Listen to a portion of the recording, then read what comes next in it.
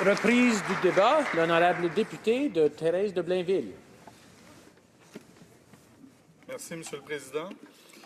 Le secteur de l'énergie est central à la prospérité du Canada.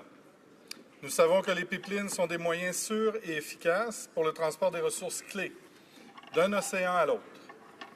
Aujourd'hui, nous avons un gouvernement fédéral qui parle aux Canadiens d'une manière franche et honnête à propos des défis présentés par l'économie du 21e siècle. C'est une démarche qui joint l'évaluation environnementale efficace à une vision à long terme de notre prospérité. Nous savons également que cette vision des industries de l'énergie exige une approche collaboratrice entre les provinces, territoires et communautés autochtones. L'époque de la politique qui entraîne la division autour de l'énergie et des pipelines est arrivée finalement à son terme. Après une décennie où l'ancien gouvernement a privilégié l'idéologie au lieu de la création d'emplois, nous allons prendre des décisions basées sur la création de notre prospérité, d'emplois et d'un avenir durable. Le leadership d'aujourd'hui sera à l'avenir générateur d'opportunités économiques. Notre monde a connu une transformation importante. Avec la venue des technologies de l'information, l'accès justement à l'information devient la norme. Les Canadiens et les Canadiennes demandent la transparence dans les affaires de l'État. Nos concitoyens exigent un gouvernement qui s'engage face aux problèmes qui ont un impact important sur notre vie quotidienne. Nous tiendrons notre promesse d'inclure les communautés, les organismes environnementaux et peuples autochtones autour d'un dialogue face à nos besoins pour une économie durable et fiable. Monsieur le Président, il s'agit d'un patrimoine que nous devons établir pour les générations qui nous suivront. Il s'agit d'un engagement envers notre pays, envers nos générations futures. Ils ne feront pas de distinction entre l'innovation et la conservation de nos ressources naturelles. Ils verront les décisions que nous prenons comme les premiers pas cruciaux envers un avenir plus vert et plus prospère, où les entreprises canadiennes sont des leaders dans la conception et la production de technologies vertes utilisées dans le monde entier. Ce destin était complètement mis de côté par les conservateurs pendant la dernière décennie. Les conservateurs ne poursuivaient pas l'innovation et l'esprit de l'entreprise dans le secteur de la technologie verte et dans l'extraction des ressources naturelles. Combien d'emplois potentiels ont été sacrifiés à l'autel de leur idéologie? En ce qui concerne nos collègues néo-démocrates, la vision qu'ils offrent à nos concitoyens dépend de la langue qu'ils parlent et du lieu de leur discours. Le député d'Outremont a soutenu le pipeline Énergie Est en Alberta. Mais l'année dernière, il s'est présenté contre au Québec. Qu'est-ce qui a changé? La langue? La région? Sa politique peut-être? Sa politique personnelle assurément. Le secteur d'énergie est très important pour la prospérité future du Canada. Nous ne pouvons pas jeter l'avenir de notre pays aux flammes de l'idéologie et des jeux politiques. Les Canadiens s'attendent à ce que nous prenions des décisions sur une base factuelle. Les Canadiens s'attendent également à ce que nous les entendions. Les Canadiens le sauront si leurs voix ne sont pas incluses dans les grands projets qui nous importent, tous. Voilà le sens de notre démarche. C'est pourquoi nous mettons la responsabilité sur les entités qui avancent des projets de pipeline à faire preuve du fait qu'ils ont considéré tous les risques impliqués par leur projet.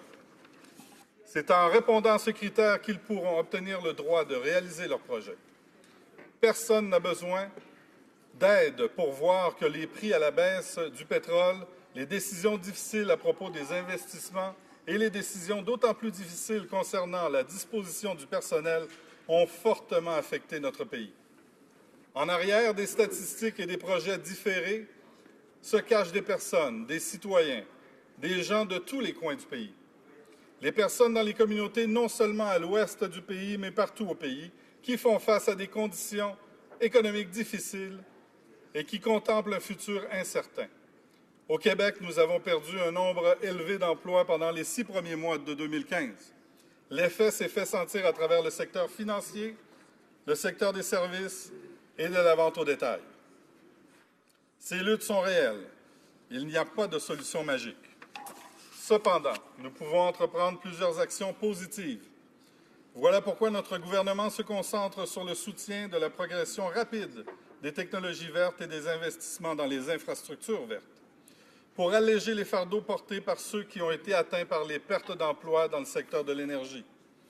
Voilà pourquoi nous avons mis en place une démarche pour redonner confiance à la population face aux principes qui guideront les décisions concernant les grands projets des ressources qui sont déjà en évaluation.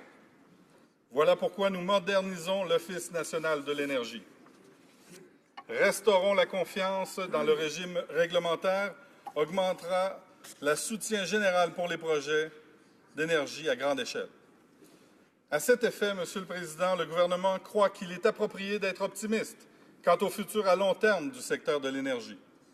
Le secteur de l'énergie a une importance croissante au Canada et au Québec, mais à l'avenir, cette prospérité exigera un régime environnemental efficace. En parallèle, les investissements en infrastructures vertes représentent une des clés de notre prospérité collective. Nous devons veiller à ce que le Canada soit leader dans la transition nécessaire de notre économie vers un monde plus écologiste. Les générations futures nous l'exigent, Monsieur le Président. Nous ne pouvons pas, nous ne devons pas les décevoir. Merci. Questions et commentaires? Questions et observations. The honourable member for Caribou, Prince George. Le député de Caribou, Prince George. Thank you, Mr. Speaker, and I thank. Merci, Monsieur le Président. Et je remercie le député d'en face de ses observations. Le gouvernement a beaucoup parlé de ses investissements dans l'infrastructure verte en vue de redonner du travail aux Canadiens. Il parle aussi beaucoup de la perte de confiance des Canadiens par rapport au processus d'évaluation des projets. Comme je l'ai déjà dit, le plan de création d'emplois ou d'investissement dans le transport en commun ne créera pas d'emplois dans les circonscriptions comme la mienne, où ce sont les ressources naturelles, les mines, les hydrocarbures, la forêt qui créent de l'emploi. Le gouvernement libéral laisse pour compte ces petites localités. Il préfère se féliciter de ces plans. Que fera le député? Est-ce qu'il défendra les petites localités comme Quesnel, Prince-Georges? Et est-ce qu'il appuiera la motion de notre parti qui réclame de bonnes pratiques d'affaires? Merci. Merci, Monsieur le Président. Je veux remercier mon honorable collègue pour sa question. La réponse est très simple. C'est certain que nous prenons en considération tous les emplois au Canada, que ce soit dans des petites communautés ou des grandes communautés. L'important, c'est l'économie, l'important, c'est les emplois, que ce soit pour un emploi de grande envergure ou des emplois de moins grande envergure, de tous les domaines. Alors évidemment, par contre, pour créer des emplois dans le secteur de l'énergie, tel qu'un programme d'énergie de développement avec le pipeline, il faut s'assurer que tous les critères de sécurité au niveau environnemental soient considérés. Et avant de prendre une décision finale, il faut s'assurer d'écouter les scientifiques, d'écouter les études et d'écouter la population aussi, parce qu'il y a des impacts environnementaux, il y a des impacts économiques. Il faut les écouter, ces gens-là. Nous sommes là pour les représenter, tels que vous, tels que moi. Je vous remercie. Merci. Questions et commentaires? The honourable member for Flamborough-Glenbrook. Le député de Flamborough-Glenbrook. Merci, Monsieur le Président. J'ai une question pour mon collègue d'en face. Et quels sont les défauts de l'Office national de l'énergie? Bien des gens suivent notre débat et s'inquiètent de leur emploi, pour leur emploi.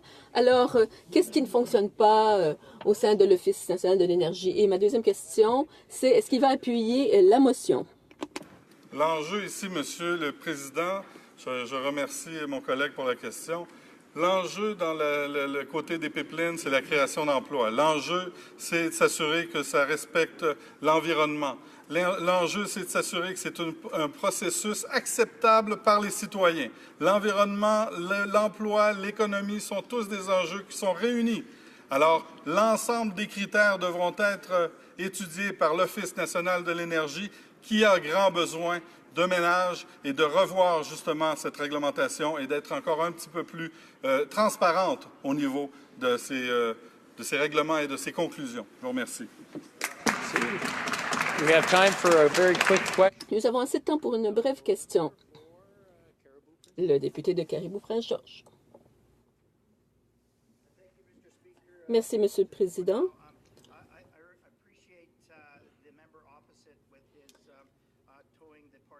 Bon, je comprends que le député d'en face répète ce que les gens de son parti ont déjà dit, mais il n'a pas répondu à ma question. Quels sont les problèmes de l'Office national de l'énergie et qui les libéraux consultent-ils? Ils n'ont pas écouté l'industrie, les projets attendent d'être approuvés pendant ce temps. Dans ma circonscription, mes concitoyens perdent leur emploi. Le député va-t-il appuyer notre motion? Thérèse de Blainville, une réponse assez courte, s'il vous plaît. Merci, Monsieur le Président. Merci pour la question. Je et mon gouvernement supportera la création d'emplois. Mon gouvernement va supporter l'économie avec des respects en ressources naturelles, le respect de l'environnement. Alors, tout ça devient un ensemble bien concret lorsqu'on passe à l'action. Alors, nous allons appuyer tout programme qui va créer de l'emploi dans un environnement sécuritaire au niveau environnemental et qui sera accepté par la population. Merci, Monsieur le Président. À vous. Resuming debate, the